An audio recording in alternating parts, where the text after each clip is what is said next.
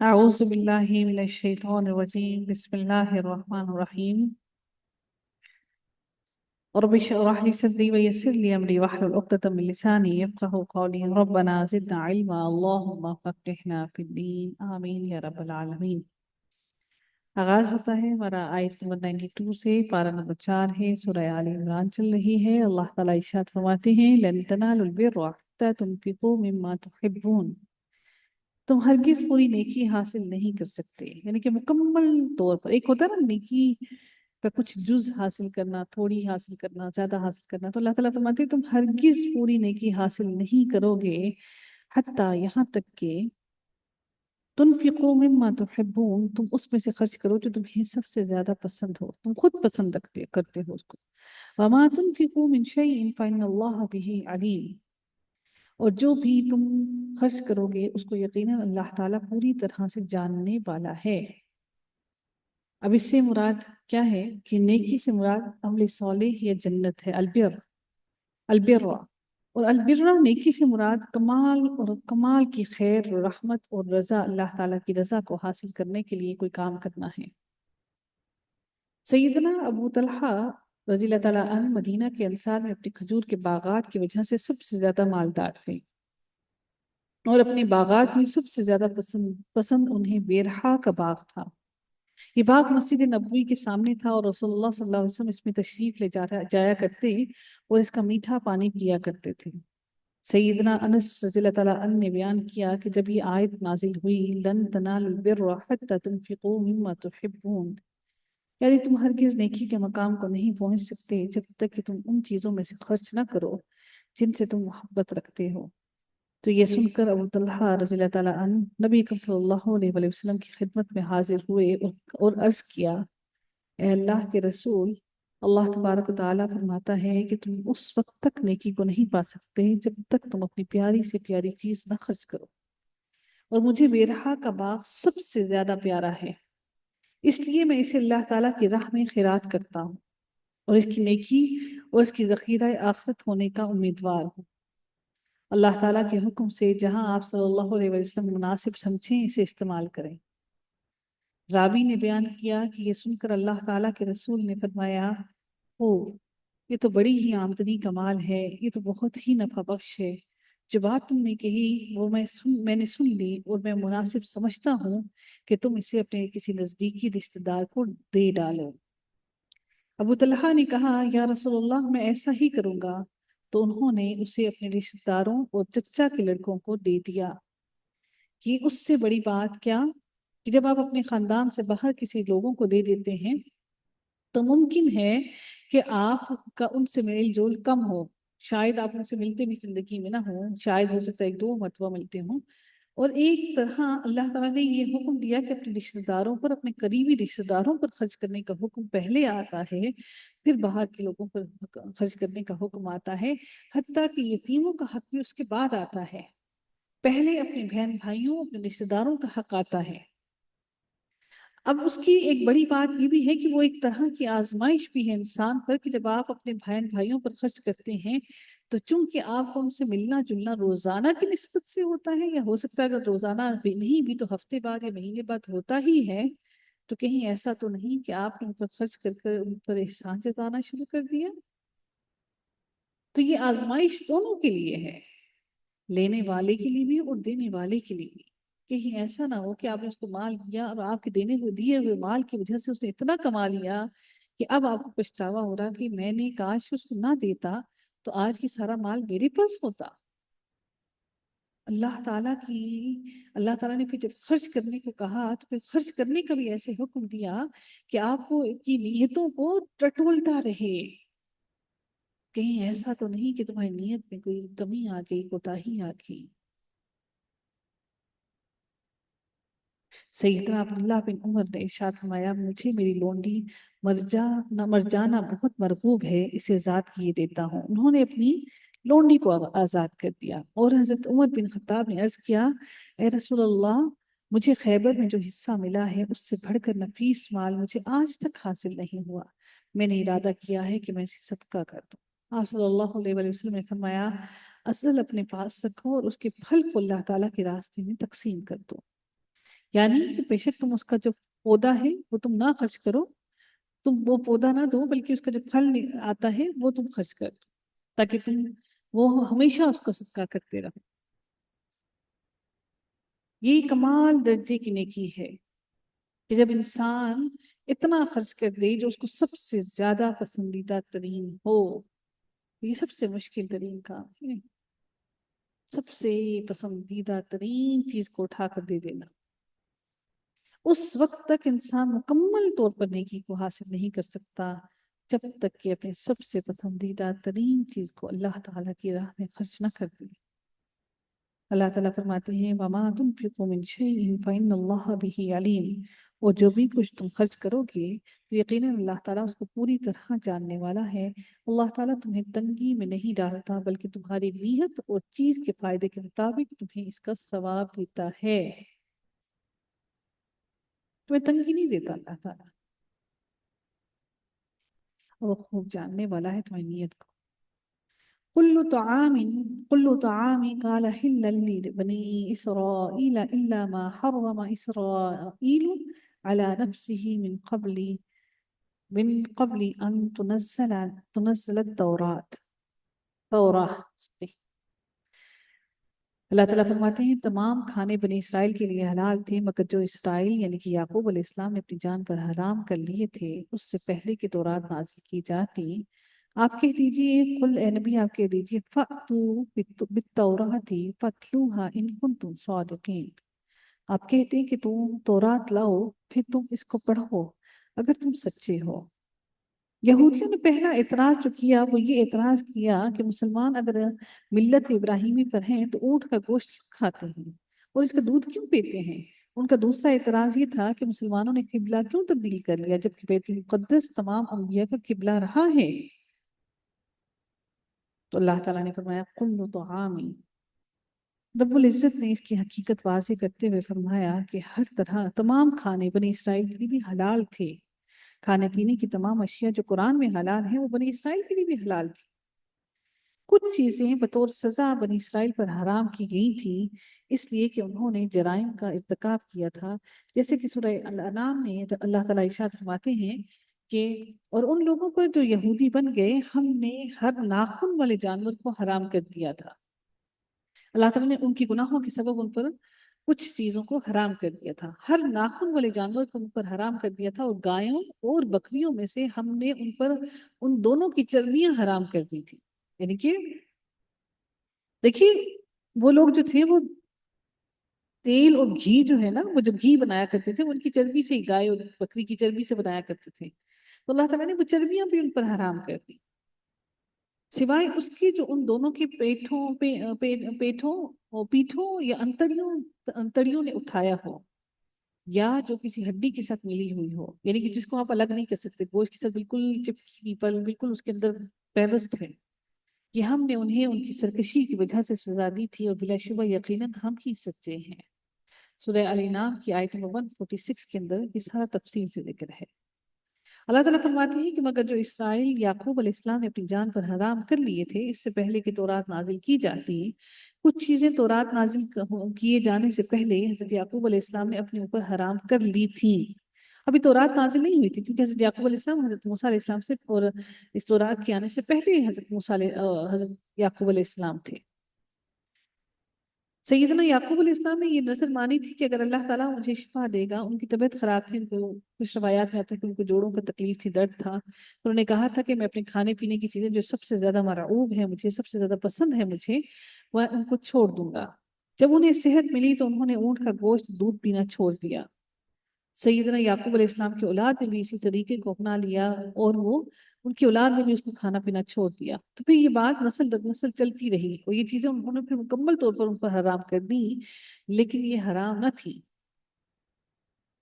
پھر اللہ تعالیٰ فرماتی ہے کہ قُلْ فَأْتُوا بِالتَّوْرَاةِ فَاتْلُوهَا إِن كُنتُمْ صَادِقِينَ، اس کے اگلے حصے میں کہ آپ کہہ دیں تورات لاؤ پھر تم اس کو پڑھو اگر تم سچے ہو۔ یہودیوں سے کہا گیا کہ اگر تمہیں یقین نہیں آتا تو تورات لاؤ اور اسے پڑھ کر سناؤ کہ کہاں پر لکھا ہے کہ یہ چیزیں حرام ہیں۔ ترمذی نے سیدنا ابن عباس سے روایت کیا ہے کہ یہودیوں نے نبی کریم صلی اللہ علیہ وسلم سے سوال کیا یعقوب نے اپنے لیے کس چیز کو حرام کیا تھا، تو آپ صلی اللہ علیہ وآلہ وسلم نے فرمایا کہ وہ بادیاں میں رہتے تھے، انہیں عرق النساء کی بیماری ہو گئی تھی، یعنی کہ گھٹنوں اور جوڑوں کی درد۔ انہیں بطور علاج یہی سمجھ آیا کہ اونٹ کا گوشت اور دودھ چھوڑ دیں، چنانچہ انہوں نے اسے اپنے اوپر حرام بنا لیا۔ یہودیوں نے کہا کہ آپ نے سچ کہا۔ احمد کی روایت سے پتہ چلتا ہے کہ انہوں نے دونوں چیزوں کو بطور نظر اپنے اوپر حرام کیا تھا، ٹھیک ہے، تو یہ حرام کیا تھا ان لوگوں نے اپنے اوپر۔ فَمَنِ افْتَرَى عَلَى اللَّهِ الْكَذِبَ مِن بَعْدِ ذَلِكَ فَأُولَٰئِكَ هُمُ الظَّالِمُونَ۔ اب اللہ تعالیٰ فرماتے ہیں کہ پھر جس نے اس کے بعد بھی اللہ تعالیٰ پر جھوٹ باندھا تو وہی ظالم ہے۔ اللہ تعالیٰ نے تو کھول کھول کر بیان کر دیا کہ یہ چیزیں ہیں، پھر اگر اس کے باوجود بھی تم میں سے کسی نے جھوٹ باندھا اللہ تعالیٰ پر تو پھر تو وہ ظالم ہے نا، اس نے اپنی جان پر ظلم کیا، اس نے اللہ تعالیٰ پر کوئی قطعاً ظلم نہیں کیا ہے، اس نے تو حقیقت میں اپنے اوپر اپنے آپ پر ہی ظلم کیا ہے۔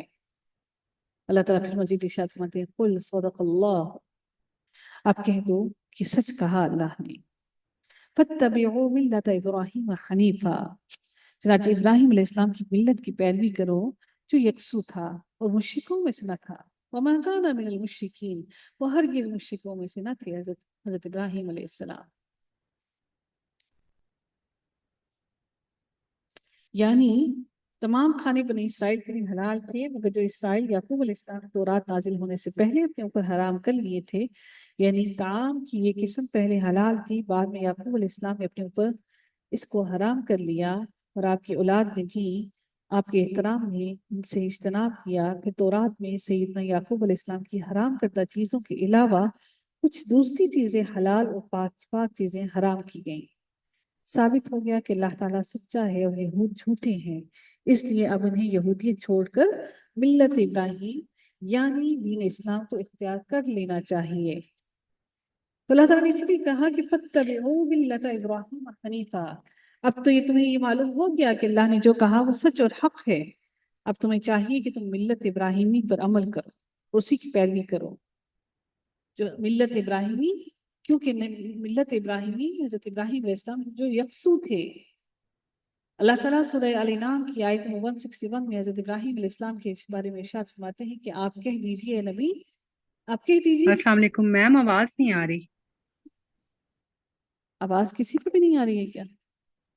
بہت کلیئر وائس ہے، بہت کلیئر ہے، آ رہی ہے۔ صحیح آ رہی ہے۔ اچھا جی،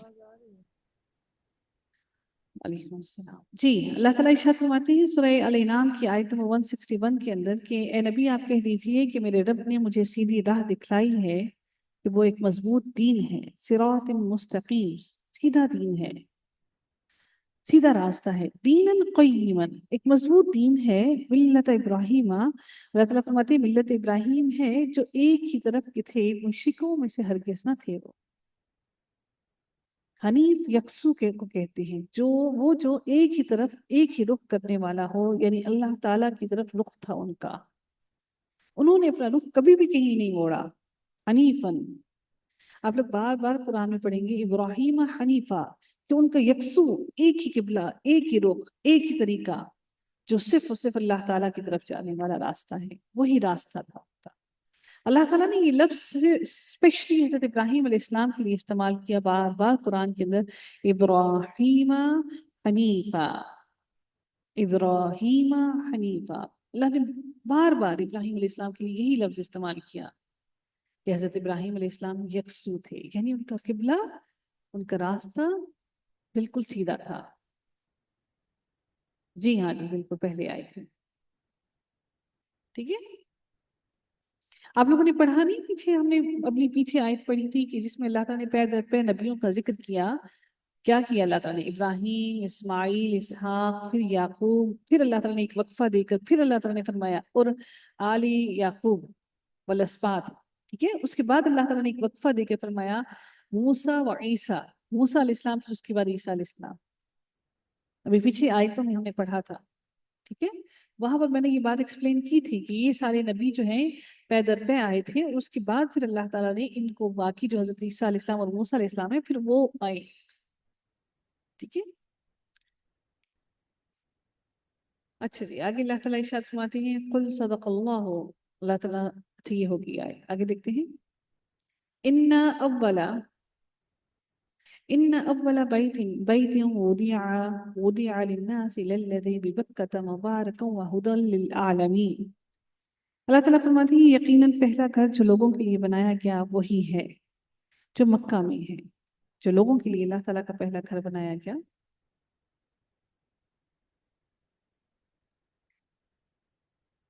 وہ وہی ہے جو مکہ میں ہے، جو تمام جہانوں کے لیے بابرکت اور ہدایت ہے. وہدی للعالمین، تمام جہانوں کے لیے. اللہ تعالیٰ نے یہ جو پہلا گھر جو زمین پر پہلا گھر جو قائم ہوا وہ یہی مکہ میں خانہ کعبہ ہے. اس آیت میں بینات واضح نشانیاں موجود ہیں جن کی تعداد 40 سے زیادہ ہے. وہ ہدی للعالمین کیا ہے کہ جس میں 40 نشانیاں ہیں، اس میں داخل ہونے کے لیے والے کے لیے امن ہے. کس کے اندر؟ اس خانہ کعبہ کے اندر داخل ہونے والے کے لیے امن ہے.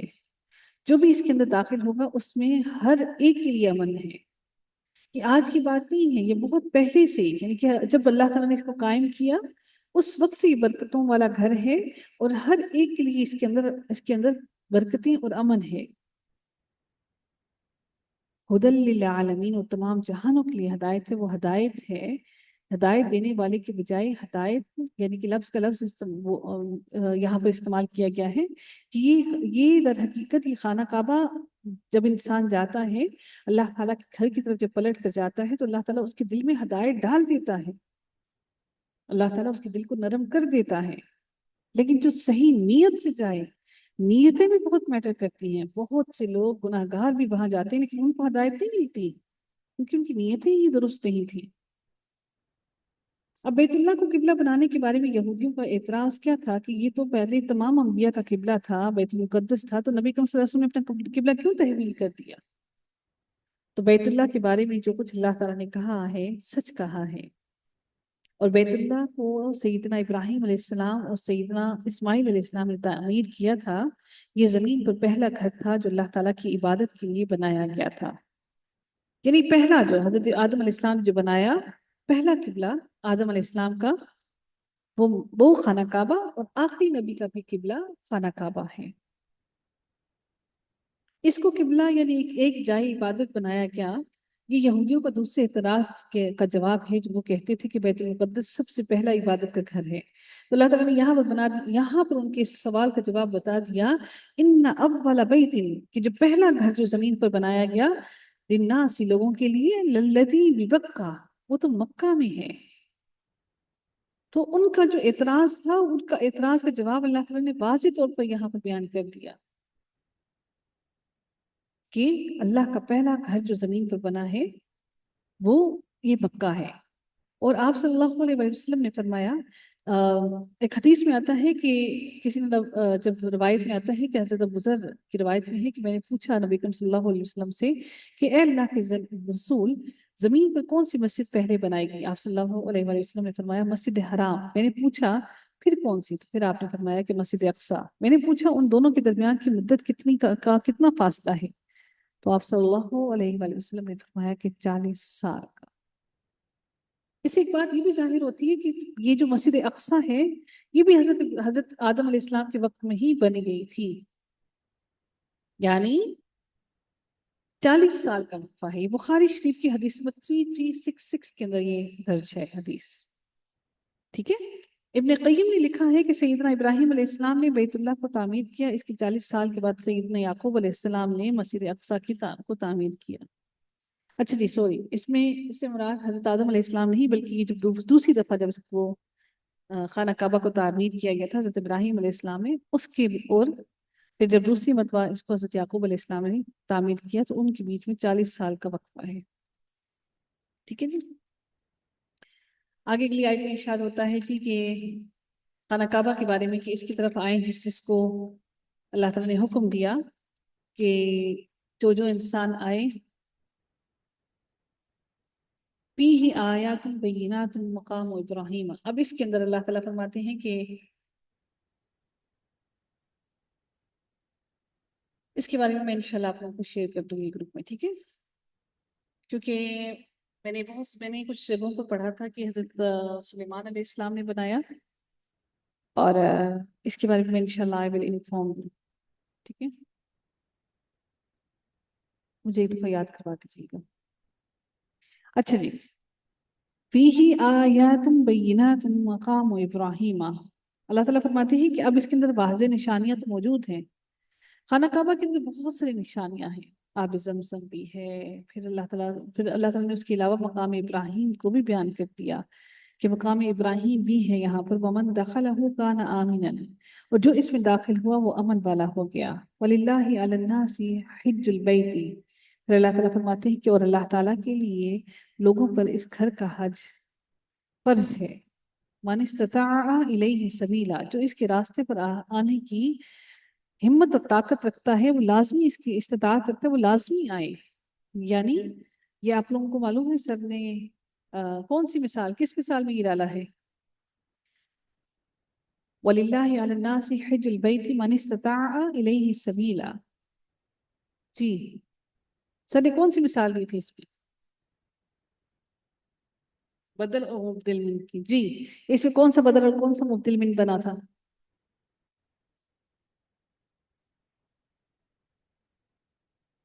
بدل کون سا بنا تھا اور مبدل من کون سا بنایا تھا سر؟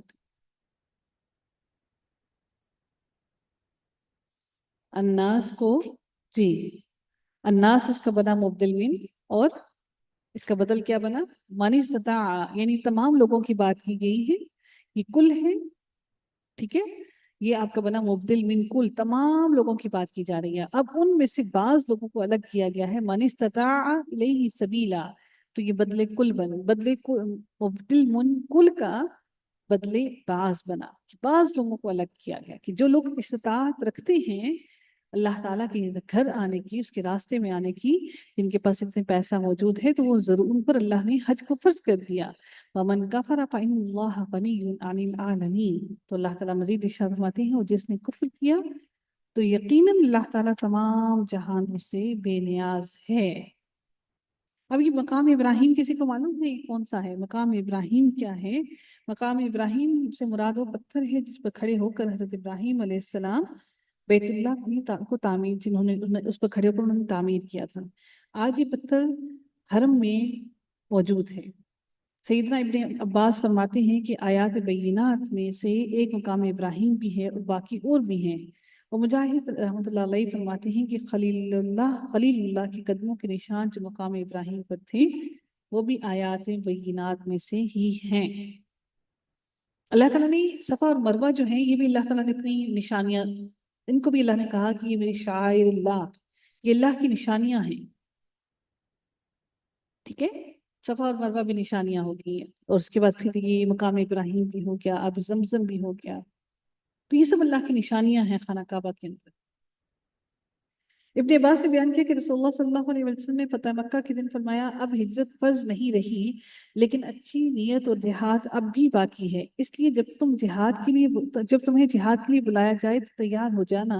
اس شہر مکہ کو اللہ تعالیٰ نے اسی دن حرمت عطا کی تھی جس دن اس نے آسمان اور زمین پیدا کیے. اس دن سے اللہ تعالیٰ نے اس کو حرمت عطا کر دی، اس لیے یہ اللہ تعالیٰ کی مقرر کی ہوئی حرمت کی وجہ سے محترم ہے. یہاں کسی کے لیے بھی مجھ سے پہلے لڑائی جائز نہیں تھی اور مجھے بھی صرف ایک دن گھڑی بھر کے لیے یعنی کہ فتح مکہ کے دن اجازت ملی تھی.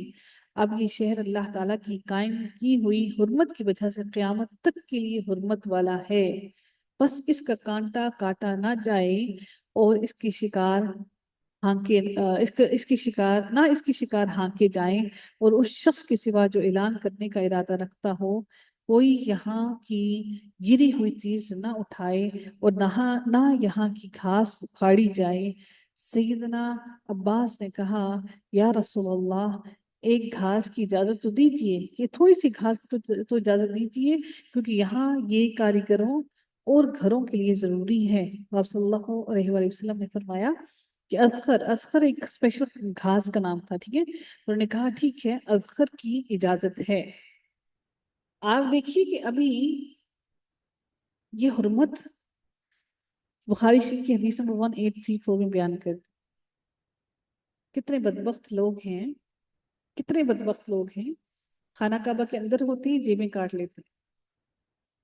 کتنے بدبخت ہیں ہم مسلمان جو خانہ کعبہ کے اندر ہونے کے باوجود بھی پیسے چھین لیتے ہیں، موبائل چوری کر لیتے ہیں، خانہ کعبہ کے اندر موجود۔ اللہ نے مکہ کے شہر کو حرمت والا بنا دیا، ان کو خانہ کعبہ کی حرمت کا ہی احساس نہیں،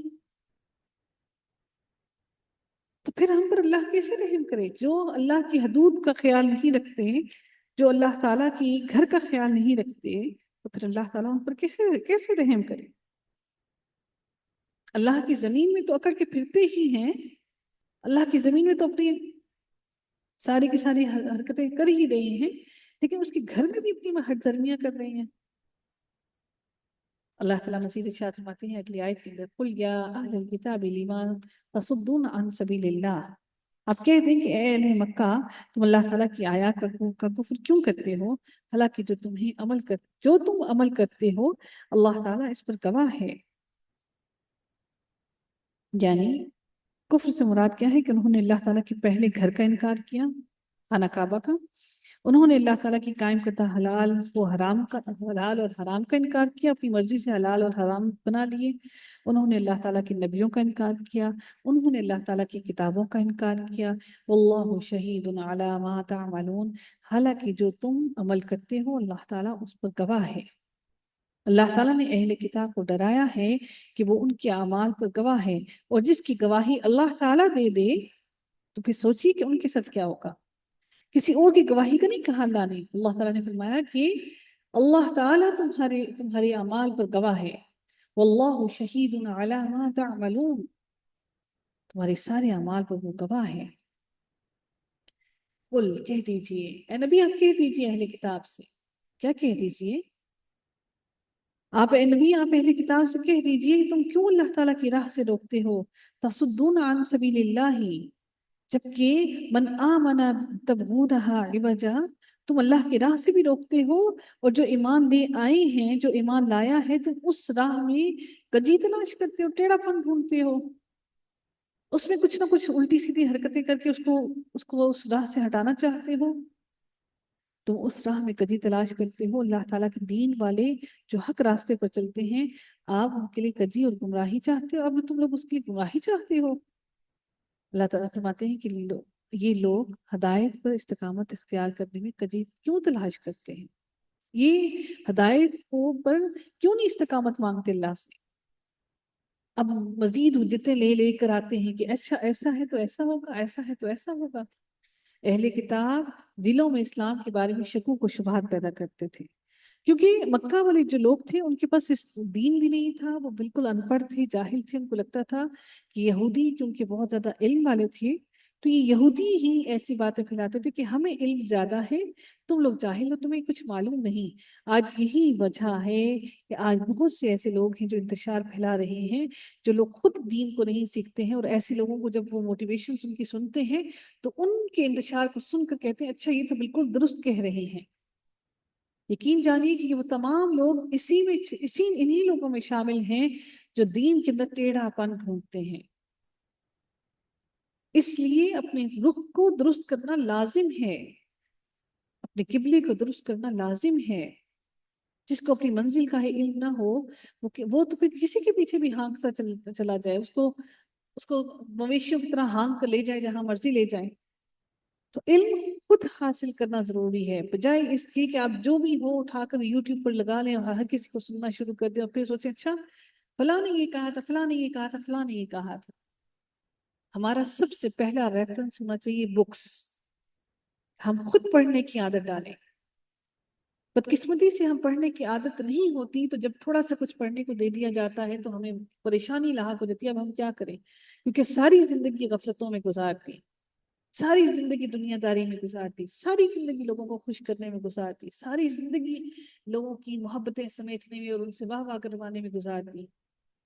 علم کی طرف تو گئی نہیں، علم تو وہ لیا تھا جب ماں باپ کے گھر میں تھی تو ایک ڈگری لے لی تھی، بس وہ علم تھا، وہ بھی علم نہیں تھا، وہ صرف اور صرف ایک کاغذ کا ٹکڑا تھا جو ہم اس سلیبس کی 5-10 کتابیں پڑھ کر وہ ڈگری لینے کے لیے ہم نے وہ کتابیں رٹے لگائے اور نمبرز لے کر ہم نے وہ کاغذ کا ایک ٹکڑا لے لیا۔ وہ علم قطن نہیں ہے، علم یہ ہے جس میں تحقیق کرنی پڑے، جس میں گھسنا پڑے، جس کو سمجھنے کے لیے مشقتیں کرنی پڑے، یہ علم ہے۔ وہ تو علم ہے ہی نہیں جو ہمیں یونیورسٹیز اور کالجز میں پڑھا تھا، وہ کون سا علم ہے؟ اب ایک مثال ڈھونڈنے کے لیے، ایک سوال کا جواب ڈھونڈنے کے لیے، ایک لفظ کا جواب ڈھونڈنے کے لیے کتنی سرچ کرنی پڑتی ہے، کتنا پڑھنا پڑتا ہے، یہ علم ہے۔ اس لیے آنکھیں بند کر کے ہر کسی پہ یقین نہ کر لیا کیجیے، خود علم حاصل کرنے کی کوشش کیجیے۔ بہت زندگی گزار لی، اب جو تھوڑے سے لمحے زندگی کے باقی رہ گئے ہیں، اس کو رب کے لیے صرف کر دیجیے، گھبرائیے نہیں۔ تھک جاتے ہیں، ہار جاتے ہیں، لیکن لوٹ کر تو اسی کی طرف جانا ہے نا، تو پھر کیوں نہ اس کی نشانیوں کو تلاش کریں۔ یا ایھا الذین آمنوا ان تطیعوا فریقا من الذین اوتوا الکتاب یردوکم بعد ایمانکم کافرین۔ اللہ تعالیٰ فرماتے ہیں کہ یا ایھا الذین، اے لوگوں جو ایمان لائے ہو۔ اب اللہ تعالیٰ نے پہلے ان کو بتا دیا ان لوگوں کو کہ یہ لوگ تو کجی تلاش کرنے کی کوششوں میں ہیں، اور پھر اللہ تعالیٰ نے یہ بھی فرما دیا کہ اے لوگوں جو کجیاں تلاش کر رہے ہیں، اب اللہ تعالیٰ ایمان والوں پر ان کا حوصلہ ان کو بتا رہے ہیں کہ دیکھو تم لوگ ان کے بہکاوے میں نہ آ جانا۔ یا ایھا الذین آمنو، آپ لوگ بھی جب سیدھے رستے پہ چلتے ہیں نا، تو آپ کے آس پاس بہت سارے ہوتے ہیں جو کھینچ کھینچ کے پکڑ کے لے کے جاتے ہیں، دیکھو پتہ نہیں کون سے رستے پہ چل پڑی ہے۔ نعوذ باللہ، ہم لوگ اس قرآن کے علاوہ کچھ نہیں پڑھ رہے۔ بہت سے ایسے بھی سوال آئے، کہتے ہیں کہ جی پہلے قرآن ہی پڑھاتے تو پھر پتہ نہیں کون کون سے غلط رستے پہ ڈال دیتے۔